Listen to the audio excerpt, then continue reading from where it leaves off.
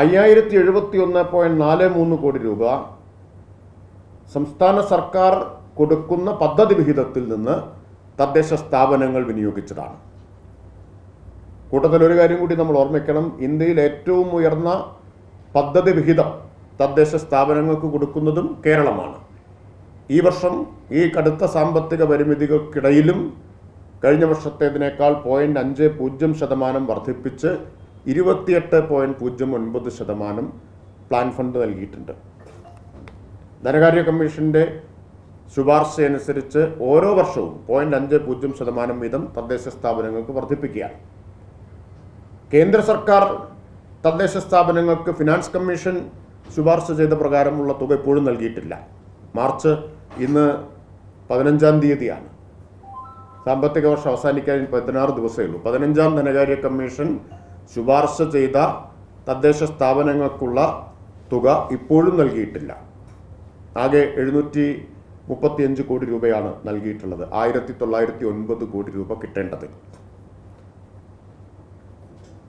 ഇപ്പോൾ കേരളം ഇന്ത്യയിൽ ഏറ്റവും കൂടുതൽ പദ്ധതി വിഹിതം അനുവദിക്കുന്നത് കേരളമാണ്. ആ പദ്ധതി വിഹിതം ഉപയോഗിച്ചാണ് 5000 കോടി രൂപ തദ്ദേശ സ്ഥാപനങ്ങൾ ലൈഫിനായി വിനിയോഗിച്ചത്. അപ്പം അങ്ങനെ നോക്കുമ്പോൾ ഈ 17,209 കോടി രൂപയിൽ 15,000 കോടി രൂപയും 15,000 കോടിയിലധികം സംസ്ഥാന ഗവൺമെൻറ്റും തദ്ദേശ സ്ഥാപനങ്ങളുമാണ് ചെലവഴിച്ചിട്ടുള്ളത്. 14% മാത്രമാണ് കേന്ദ്ര സർക്കാരിൻ്റെ ഇതിലുള്ള വിഹിതം. പക്ഷെ തെറ്റിദ്ധരിപ്പിക്കുന്നൊരു പ്രചരണം ഇപ്പോൾ നടക്കുന്നുണ്ട്. ഇപ്പോൾ തെരഞ്ഞെടുപ്പിൻ്റെ ഭാഗമായി BJP സ്ഥാപിച്ചിട്ടുള്ള കോൾ സെൻ്ററുകളിൽ നിന്ന് ലൈഫിൽ വീട് കിട്ടിയ ആളുകളെ ഫോണിൽ വിളിച്ച് മോദിജിയുടെ വീട് കിട്ടിയില്ലേ എന്ന് അന്വേഷിക്കുന്നത് ശ്രദ്ധയിൽ വന്നിട്ടുണ്ട്. അപ്പം ഇങ്ങനെ ആളുകളെ കബളിപ്പിച്ചുകൊണ്ടിരിക്കുകയാണ്. യഥാർത്ഥത്തിൽ കേന്ദ്ര സർക്കാരിൻ്റെ വിഹിതം വെറും 14%. ഇനി 14 ക്ഷമിക്കണം, 12.09%. 12.09%. 88% സംസ്ഥാനമാണ് വഹിക്കുന്നത്. കേന്ദ്ര ഗവൺമെൻറ്റിൻ്റെ PMAY പ്രകാരം ഗ്രാമീണ മേഖലയിൽ ഒരു വീടിന് കൊടുക്കുന്നത് വെറും 72,000 രൂപയാണ്. 72,000 മാത്രമാണ്.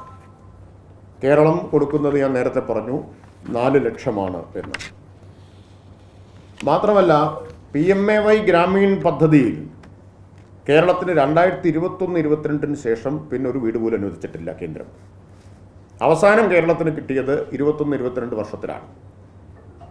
കേന്ദ്ര ഗവൺമെൻറ് നിശ്ചയിച്ച അർഹതാ മാനദണ്ഡങ്ങൾ പ്രകാരം 2,36,670 അർഹരായ ആളുകളെ കേരളം PMAYക്ക് വേണ്ടി കണ്ടെത്തിയിട്ടുണ്ട്.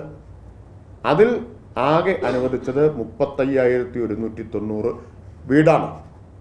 അതിൽ 72,000 ഓരോ വീടിനും എന്നോർക്കണം. വെറും 35,190 നമ്മൾ 5,38,000 വീടുകൾക്ക് ധനസഹായം നൽകി. കേന്ദ്രത്തിൻ്റെ 72,000 വെച്ച് കിട്ടിയത് വെറും 35,190 വീടുകൾക്കാണ്. അത് 21-22 ശേഷം കേരളത്തിന് PMAY പദ്ധതിയിൽ ഒരു ചില്ലിക്കാശിൻ്റെ സഹായം ഒരു വീടും പുതുതായി കിട്ടിയിട്ടില്ല.